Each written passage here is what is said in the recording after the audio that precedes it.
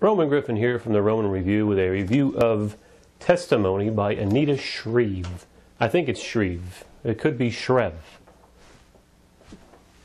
If I've mispronounced it, I beg your pardons. The deal is this, folks. It starts out written in the first person, which is no problem. Now, it's interesting because the first chapter is named Mike. The chapters are named after the people who are narrating the story at the time. Mike is the headmaster of a school, and he's referred to as Mike. That to me automatically is a problem because it lacks authority. For me it did anyway. She starts off with this teen sex tape, which is kind of hot and kind of racy. But what happens is after that, she'll go and she'll describe from different points of view the incident, from one of the kids' mothers, from the one girl who was in it, from the one boy who was in it. The problem with the boy and the girl, I believe, are written in the first person as well, but they sound too much alike. It's like this teen jibber jabber stuff, but they sound too much alike. The one chapter, I believe, I forget the name of the woman, it's the mother of one of the children involved in the sex tape, is in the second person, which I never did like anyway, which is difficult to pull off. She pulls it off, but it just gets, it does get tiring to read the you, and my tie is crooked. Anyhow, it starts off well with this sex tape. It's racy, it's hot, etc., but then it comes almost to like, you know, from everybody's point of view. The main thing I look for is, do I want to keep reading? I look at the entertainment value of the situation. And I'm just not entertained. I didn't really want to keep reading.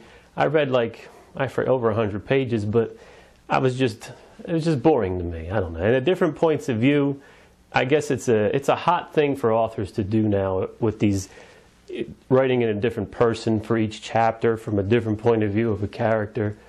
But, you know, it really, I don't know. I wasn't interested enough is what it is. I mean, like I believe I just said, the main thing is, do I want to keep reading? And I really didn't want to keep reading, to tell you the truth. So starts off well, but I'm not saying it's horrible. Don't get me wrong. This doesn't totally suck. I mean, there are things in there. Her writing, there are errors in the writing that kind of make you wonder or take guesses. Like, you know, it disturbs your flow. But like, for instance, not a disturbance in the flow, but in the first chapter, this guy Mike, he's handed a cassette tape or videotape or whatever he's handed. Well, it's a videotape, and he goes home, and he has to watch this videotape. So he puts it into the camcorder, hooks the camcorder up to the television. But I mean, that to me, right off the bat, I thought, you know, how it doesn't say when this takes place, but I have to guess it's modern day, and to hook a camcorder up to a television to watch a tape is very, very antiquated. We're talking 1980s here. And then he does mention the DVDs that he had somewhere. So it has to be modern day if there are DVDs. So if it is modern day, you do not have to hook a camcorder up to a television to watch a tape. But I don't know. In this case, he did, and you know, it just doesn't seem, to me, it doesn't seem to add up in the technology level anyway. There's she mentions that during this video, she mentions that there are 6 empty beer cans on the floor. A couple pages later, she mentions that due to all the empty beer cans, or the pile of empty beer cans, the kids must have been drunk. There's only 6. And there's like 4 kids, 5 kids in this video. 1 kid's making it, 3 guys and a girl. So there's 5 people who had 1.2 beers each, and it goes to say that because they were so smashed.